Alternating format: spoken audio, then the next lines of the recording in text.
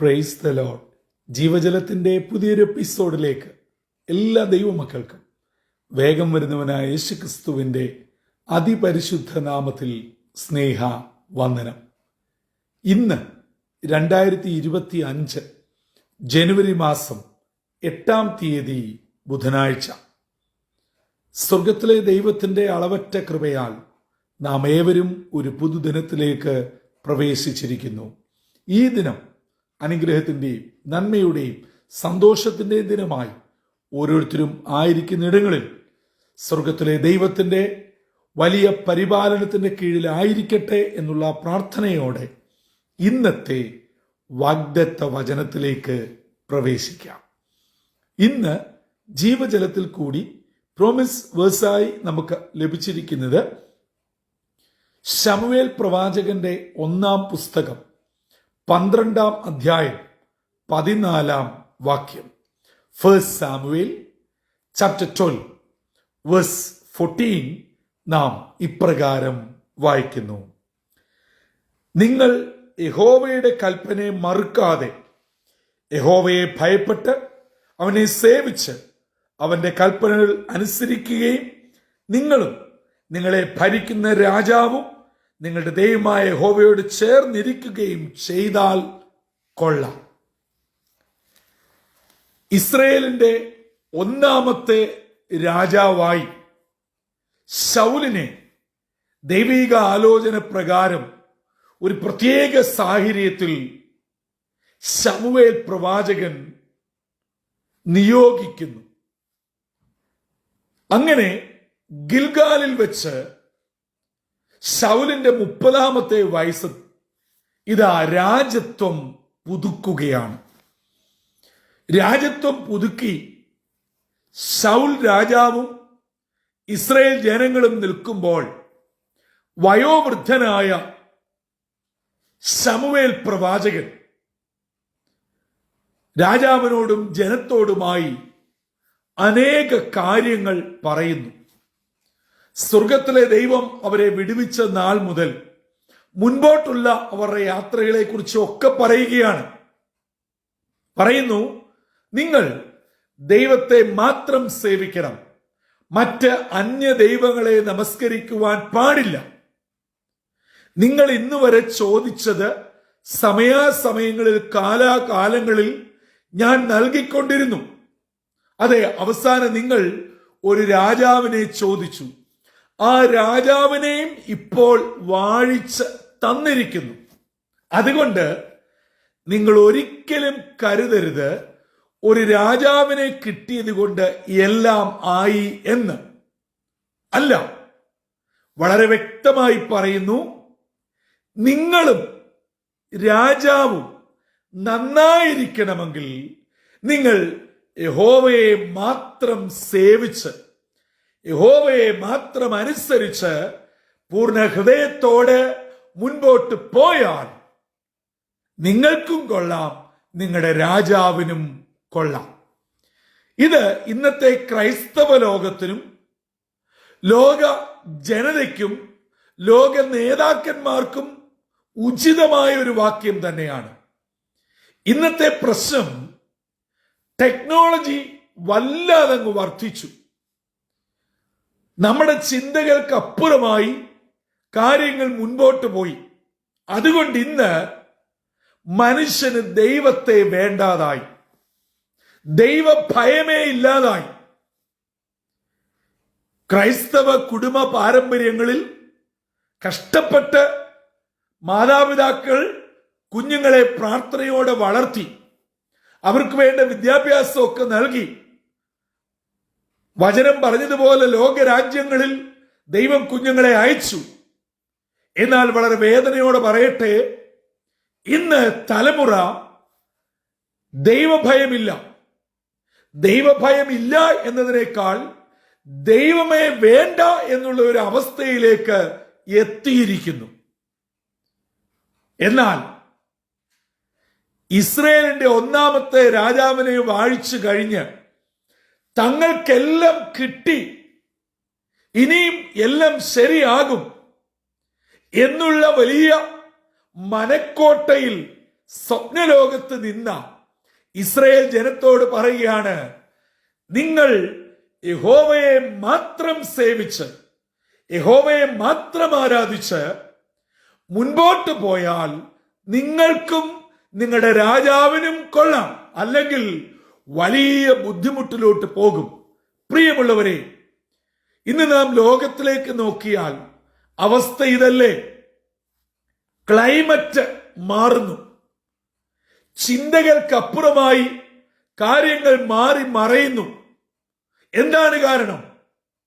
ഇന്ന് ദൈവഭയമില്ല, ദൈവവിചാരമില്ല. രാഷ്ട്രീയ നേതാക്കന്മാർക്ക് ദൈവഭയമില്ല. എന്തിന്? ഇന്നത്തെ ആത്മീയ നേതൃത്വത്തിന് പോലും ഈ പറയപ്പെട്ട ദൈവഭയം ഇല്ലാത്തത് കൊണ്ടാണ് ഇന്ന് കേരളത്തിലെ, ഭാരതത്തിലെ, ലോകത്തിലെ 99% ക്രൈസ്തവ സഭകളും പ്രസ്ഥാനങ്ങളും നിരവധി അനവധി കേസുകളിൽ കുരുങ്ങിക്കിടക്കുകയാണ്. പ്രശ്നങ്ങളിൽ കൂടെ കടന്നു പോകുകയാണ്. പ്രതികൂലങ്ങളിൽ കൂടെ കടന്നു പോകുകയാണ്. പണത്തിന്റെ പേരിൽ, അധികാരത്തിന്റെ പേരിൽ, സ്ഥാനമാനങ്ങളുടെ പേരിൽ ഇങ്ങനെ നീണ്ടുപോകുന്നു പ്രശ്നങ്ങൾ. എന്താ കാര്യം? പണം വർദ്ധിച്ചു, സകലവും വർദ്ധിച്ചു, പക്ഷെ ദൈവകൃപ കുറഞ്ഞുപോയി. പ്രാർത്ഥിക്കാനും നാളില്ല, ദൈവത്തെ ആരാധിക്കുവാനും നാളില്ല, ദൈവസേവ ചെയ്യുവാനും നാളില്ല. എന്നാൽ സ്ഥാനത്തിനും മാനത്തിനും ആളുകൾ ഉണ്ട് താനും. പക്ഷേ നിർഭാഗ്യവശാൽ വളരെ വേദനയോടെ ഈ രാവിലെ പുത്തൻ വർഷത്തിൽ പറയട്ടെ, നമ്മുടെ സഭകൾ, അത് ഇന്ന സഭയെന്നൊന്നുമില്ല, പാരമ്പര്യവും പാരമ്പര്യേതരവും ഇന്നലെ മുളച്ചു വന്നതും സ്വർഗരാജ്യത്തിന്റെ താക്കോൽ ഞങ്ങളുടെ കൈവശമാണെന്ന് ആധികാരികതയോടെ പറയുന്ന ഇന്നത്തെ നവീന സഭകളും സകലരും പ്രശ്നത്തിലാണ്.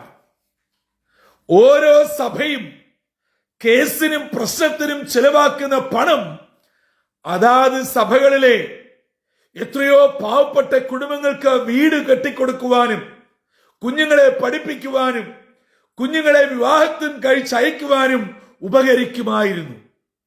നേതൃത്വം തെറ്റിപ്പോയി, ദൈവകൃപ നഷ്ടപ്പെട്ടു പോയി. ഇതാ ശമൂവേൽ പ്രവാചകൻ പറയുന്നു, നിങ്ങൾക്ക് കൊള്ളാകുന്ന ഒരു ഭാവി, ഒരു ജീവിതം മുൻപോട്ട് വേണമോ?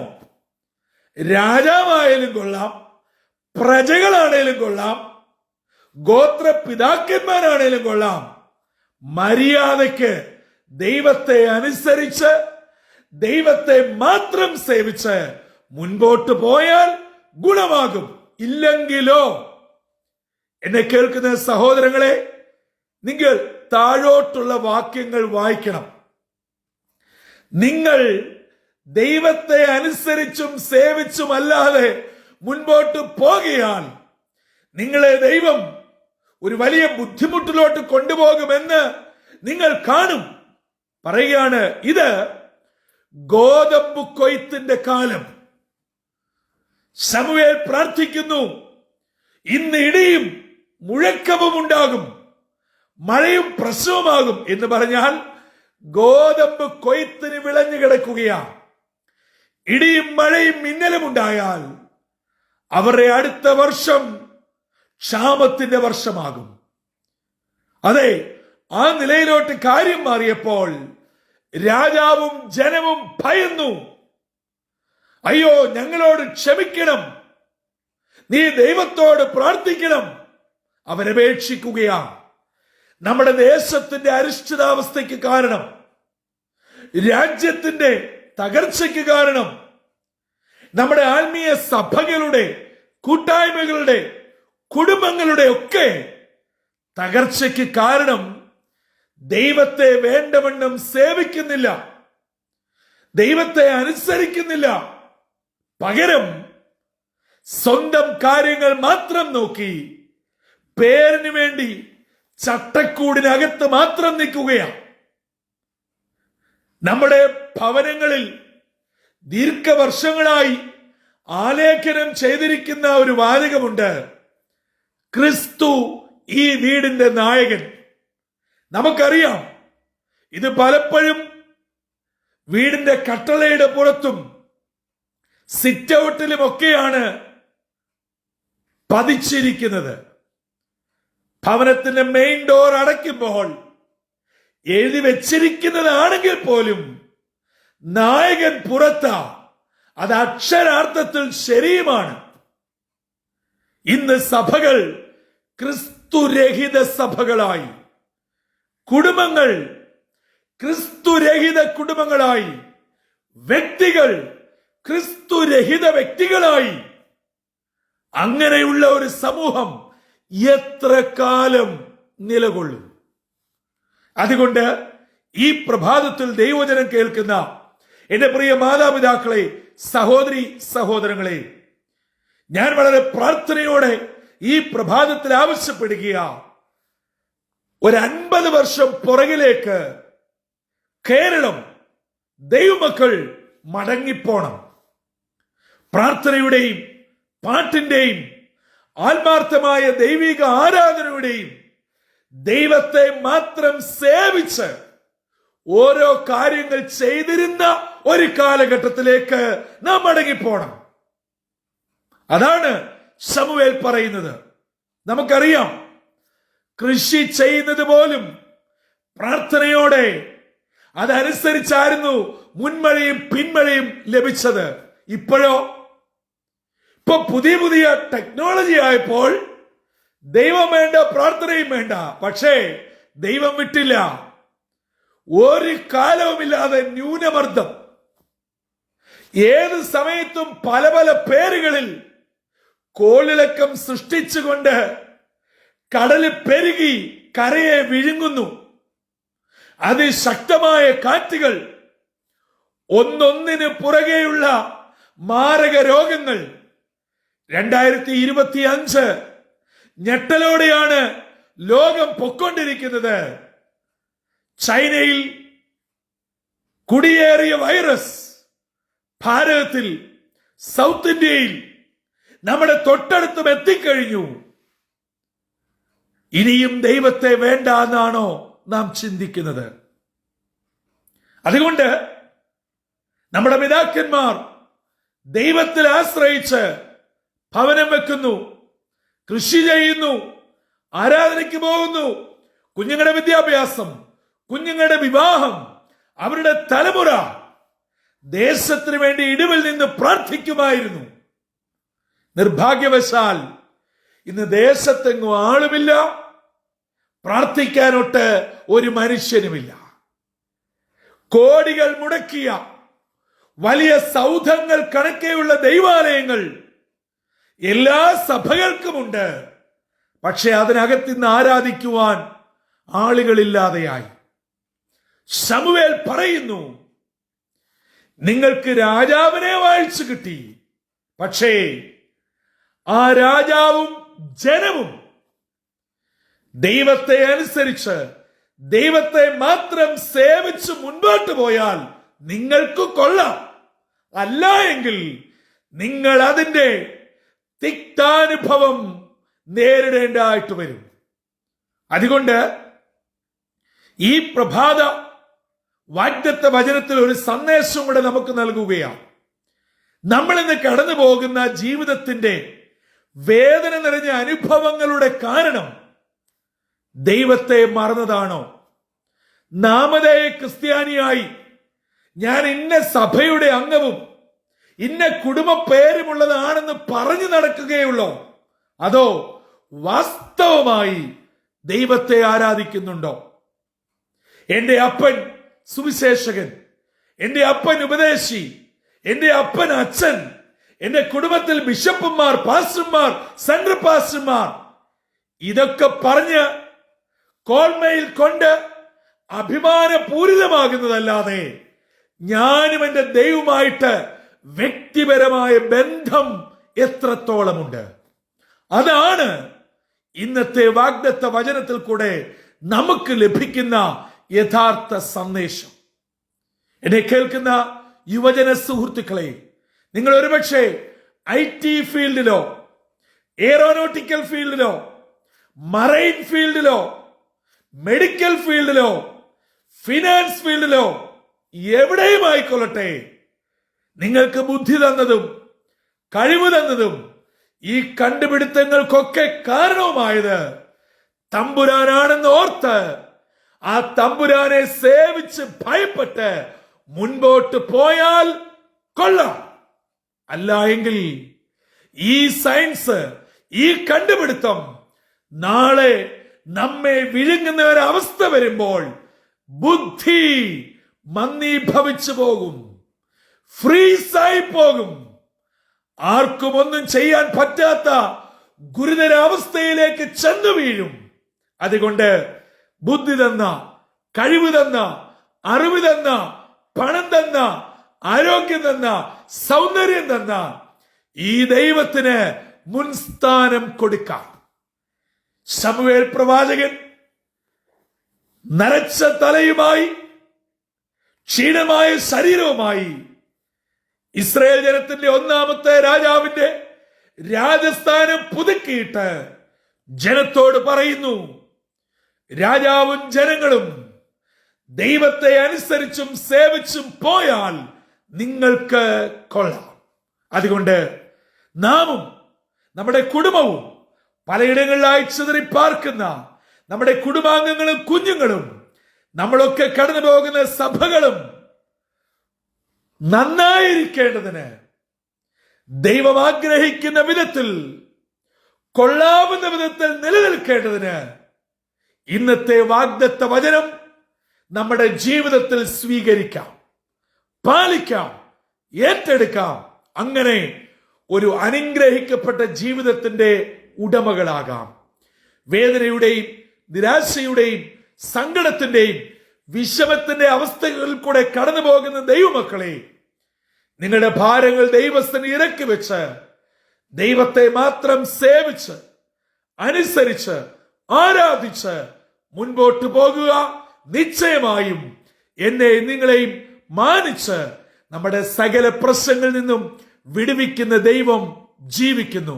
ആ ദൈവം ഈ ദൈവവചനം കേട്ടുകൊണ്ടിരിക്കുന്ന നിങ്ങളെ ഓരോരുത്തരെയും, നിങ്ങളുടെ പ്രാർത്ഥനാ വിഷയങ്ങളെയും, നിങ്ങളുടെ കുടുംബാംഗങ്ങളെയും, നിങ്ങളുടെ സഭകളെയും ദേശത്തെയും അനുഗ്രഹിച്ച് വചനം പറയുന്ന നിലയിൽ കൊള്ളാകുന്ന നന്മയുടെ, അഭിവൃദ്ധിയുടെ, ദൈവകൃപയുടെ നിലയിലേക്ക് അനുഗ്രഹിച്ചുയർത്തട്ടെ. അതിന് ഇന്നത്തെ വാഗ്ദത്ത വചനം നമ്മെ ഒരുക്കുകയും ചെയ്യട്ടെ. തലകളെ വണക്കാം, പ്രാർത്ഥിക്കാം. കാൽവറിയിൽ കൂടെ ഞങ്ങളെ എല്ലായ്പ്പോഴും സ്നേഹിക്കുകയും പരിപാലിക്കുകയും ചെയ്യുന്ന ദൈവമേ, സ്വർഗീയ പിതാവേ, പുത്തൻ വർഷത്തിന്റെ പുത്തൻ മാസത്തിന്റെ 8-ാം ദിനത്തിനായി നന്ദിയോടെ ഞങ്ങൾ അങ്ങയെ സ്തുതിക്കുന്നു, സ്തോത്രം ചെയ്യുന്നു. ഇസ്രായേൽ ജനം അന്ന് വരെ കണ്ടിട്ടില്ലാത്ത പുതിയൊരു രാജാവിനെ വാഴിച്ചു കിട്ടിയപ്പോൾ, മതിമറന്ന് സന്തോഷിച്ചപ്പോൾ, ദൈവദാസനായ ശമൂവേൽ താക്കീത് എന്നവണ്ണം അവർക്ക് നൽകിയ വാക്കുകൾ ഇന്ന് ഞങ്ങളെ പരിശുദ്ധാത്മാവ് കേൾപ്പിച്ചതിനായി സ്തോത്രം. ഞങ്ങൾ നേടിയ പണവും അറിവും സമ്പാദ്യവും കഴിവും വിദ്യാഭ്യാസവും ഒക്കെ ഞങ്ങൾക്ക് ഉപകരിക്കുമെന്ന് ഞങ്ങൾ പലപ്പോഴും ചിന്തിക്കുന്നത് വെറും മൗഢ്യമാണെന്നും എല്ലാം മറന്ന് ദൈവത്തിന് മുൻസ്ഥാനം കൊടുക്കണമെന്നും ദൈവത്തെ മാത്രം ആരാധിച്ച് സേവിക്കണമെന്നും ഇന്ന് ഞങ്ങളെ കേൾപ്പിച്ചതിനായി സ്തോത്രം. ഞങ്ങളുടെ കുറവുകളെ പരിപൂർണമായി ഏൽപ്പിക്കുന്നു. ഞങ്ങൾ നന്മയുള്ളവരായി അനുഗ്രഹമുള്ളവരായി ജീവിപ്പാൻ കർത്താവ് ആഗ്രഹിക്കുന്നു. അതിന് അങ്ങയെ സേവിപ്പാനും അങ്ങയെ അനുസരിപ്പാനും വചനം പരിപൂർണമായി വിശ്വസിച്ച് ആശ്രയിച്ച് മുൻപോട്ട് പോകുവാനും ഞങ്ങളെ അവിടുന്ന് ഒരുക്കണം. ദൈവവചനം കേട്ട എല്ലാ ദിനമക്കളെയും അനുഗ്രഹിച്ചാട്ട് ഇന്നത്തെ ദിനം വിടുതലിന്റെയും സന്തോഷത്തിന്റെയും നന്മയുടെയും ദിനമായി ദൈവകൃപയോടെ പരിപാലിക്കണമെന്ന് യേശു മശിഹാ മൂലം അപേക്ഷിക്കുന്നു. കൃപയോടെ കേൾക്കുമാറാകണമേ. ആമേൻ, ആമേൻ, ആമേൻ. പ്രിയ സഹോദരങ്ങളെ, ഞാനും നിങ്ങളും അനുഗ്രഹത്തോടെ ഇരിപ്പാൻ, കൊള്ളാകുന്നവരായിരിക്കാൻ എങ്ങും ഓടണ്ട, ഒരു കുറുക്കുവഴിയും തേടണ്ട. എങ്ങും പോയി മുട്ടടിച്ച് വീഴുകയും വേണ്ട. 1 രൂപ പോലും മുടക്കണ്ട. ഒറ്റ കാര്യം ചെയ്താൽ മതി. കർത്താവിന് മുൻസ്ഥാനം കൊടുക്കുക. കർത്താവിനെ മാത്രം ആരാധിക്കുക. കർത്താവിനെ മാത്രം അനുസരിക്കുക. കർത്താവിനെ മാത്രം സേവിക്കുക. അങ്ങനെ അനുഗ്രഹിക്കപ്പെട്ട ജീവിതത്തിന്റെ ഉടമകളായി നാം ഓരോരുത്തരും ആയിരിക്കുന്ന ഇടങ്ങളിൽ ക്രിസ്തീയ സാക്ഷ്യം പുലർത്തുവാൻ, അനേകരെ യേശുവിലേക്ക് ആനയിപ്പാൻ സർവശക്തനായ ദൈവം ഇടയാക്കട്ടെ. ഇന്നത്തെ വാഗ്ദത്ത വചനം അതിനായി നമ്മെ ഒരുക്കുകയും ചെയ്യട്ടെ. കർത്തൃ ശുശ്രൂഷയിൽ നിങ്ങളോടൊപ്പം brother Santhosh Kodukulanji. God bless you all.